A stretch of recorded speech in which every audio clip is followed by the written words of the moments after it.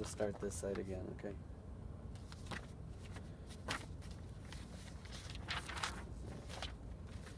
Okay, so on this side of the engine, we're going to start with checking the oil. So this is the dipstick. You must check it when the engine is off. Then we're going to move on to the power steering fluid, which is in this container, which you can see through, so there's no dipstick on this. So you can see that it's at the proper level. You want to make sure all the hoses for the power steering are not cracked, broken, bulges, nothing leaking abnormally, anything like that. The power steering belt, this actually doesn't have a power steering belt because it's gear driven, so you don't have to worry about that. The water pump, we mentioned it on the other side.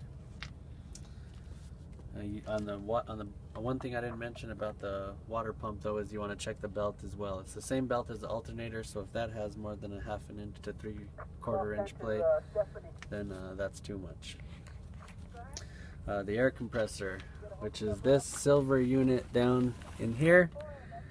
It's kind of hard to see, but it's under this piece. That's the air compressor. You just want to listen for audible leaks, make sure it's securely mounted, make sure there's no cracks, it's not broken, anything like that. This air compressor is not belt driven, it's gear driven, so you want to mention that. And we're going to go on to the steering linkage. This is the steering linkage right here. The steering column linkage, the U-joints, you just want to make sure the U-joints are present and secured. Just give them a little touch, make sure they're secured. You want to move on to the drag link, which is this piece right here. Make sure it's not cracked, broken, or missing. The pitman arm, which is this piece right here. The way I like to remember it is it hangs down like your arm, so that's a good way to remember what that thing's called, pitman arm. The ball joints, which are in here, ball joints, make sure they're present, secured. And then you want to mention the cotter pins as well. These are the cotter pins, just make sure that they're secured on both sides, this side as well as that side. Then we're going to go to the steering box. This is the steering box right here, which gives you the power steering. These are the tubes, which we mentioned earlier, that go to the power steering container. You just want to make sure they're not cracked, not bulged, not missing. You want to make sure from the steering box that there's no fluids leaking out of it, nothing like that. On the same as on the other side, you want to check the shock absorber on this side as well. Make sure it's securely mounted. You want to make sure there's no fluids leaking from the shock. You want to make sure it's not cracked, not broken, not missing. We'll check the leaf springs as well. Want to make sure they extend from eyelet to eyelet. Make sure there's no welds on them.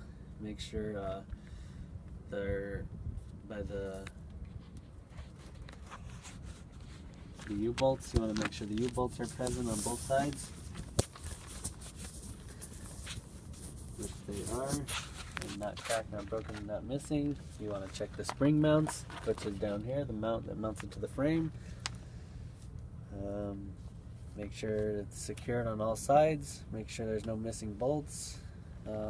Make sure all shackles are present as well.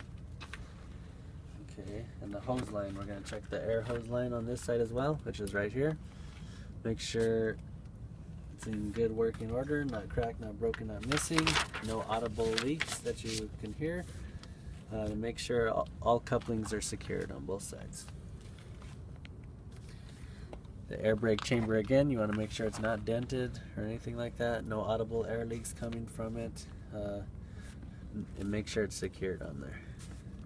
Then we're going to move on to the slack adjuster, which is right here. It shouldn't have more than 1 inch of play in it. You just want to make sure it's secured as well. The brake drum on the outside again. Make sure there's no visible signs of contaminants, no oil, anything like that on it. No visible cracks, dents, anything like that. The brake linings, which I mentioned on the other side, that there's a brake inspection hole that you can see through the linings to make sure they're not dangerously thin, which would render the brakes ineffective. ICD again, inflation, condition, and depth. Only way to properly check the inflation is with a tire pressure gauge. The condition of the tire, we're looking for no cuts on the sidewalls, no bulges or worn spots, no fabric exposed, and the front tire must not be recapped or regrooved. For a recapped or regrooved tire, they usually brand them right up in there. The front, for the depth, the only way to properly check the depth is with a depth gauge. You want to check it in 2 adjacent treads. Moving on to the rim.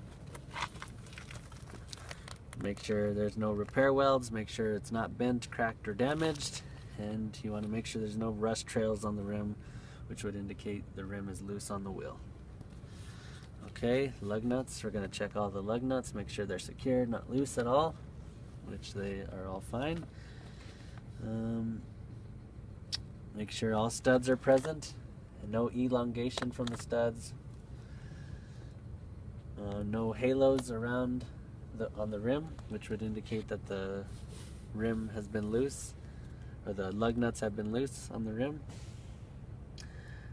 And the hub oil seal, we're going to check that, make sure that it's at the proper level, make sure there's no oil leaking from it, excess grease, anything like that. Okay, this side's done, we're going to close the hood. You can cancel for now.